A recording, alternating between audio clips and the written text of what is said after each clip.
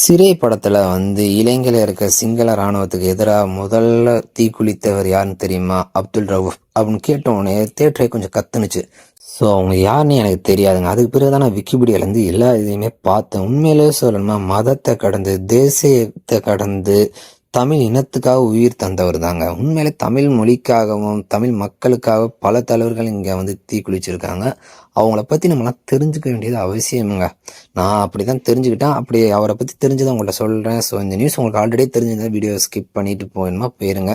தெரியாதவங்க கண்டிப்பா தெரிஞ்சுக்கோங்க. சிங்கள ராணுவம் 1990ல இலங்கை மேல ஈழத்தமிழர் மீது வன்முறை காரணமா பல பேர் உயிர் கொத்து கொத்தா இறந்து போய் நிறைய பேர் அகதிகளா சுத்திக்கிட்டு இருந்தாங்க. அந்த நேரத்துல நம்ம இந்தியா மக்கள்லாம் அதை பத்தி கவனிக்கவே இல்லை. எல்லாருமே விளையாட்டு அரசியல், இந்தியாவில் இருக்க அரசியலை பத்தி தான் கவனிச்சுக்கிட்டு இருந்தாங்க.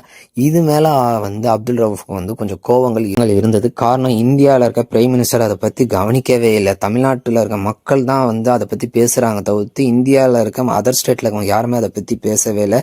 ஸோ இப்படி இருக்க நேரத்தெல்லாம் அப்துல் ரவுஃப் என்ன பண்றாங்கன்னா 1995ல டிசம்பர் 15ஆம் தேதி அவர் மேலே தீ குளிச்சுட்டு ஓடுறாரு. ஓடமெல்லாம் ஒரே என்னை காப்பாற்றாதீர்கள், ஈழத் தமிழர்களை போய் காப்பாற்றுங்கள் அப்படின்னு சொல்லிக்கிட்டே ஓடுறாரு. போக அவர் மேல நெருப்பு பட்டு அவர் கீழே விழுகிறாரு. அப்படி இருக்க நேரத்துல ஆஸ்பத்திரி கூட்டி போறாங்க. அங்க போனோன்னு போலீஸ் கேட்கறாங்க, உன்னை யார் செய்ய சொன்னான்னு. அப்போட அவர் உயிர் பிரியும் போது கடைசியா சொன்ன வார்த்தை இதுதாங்க. சீரியஸ்லி சொன்னா, ஒரு 24 வயது, ஆயுதம் இல்ல, அரசியல் இல்ல, ஒரே குரல் தான், ஈழத்தமிழர்களை காப்பாற்றுங்கன்னு.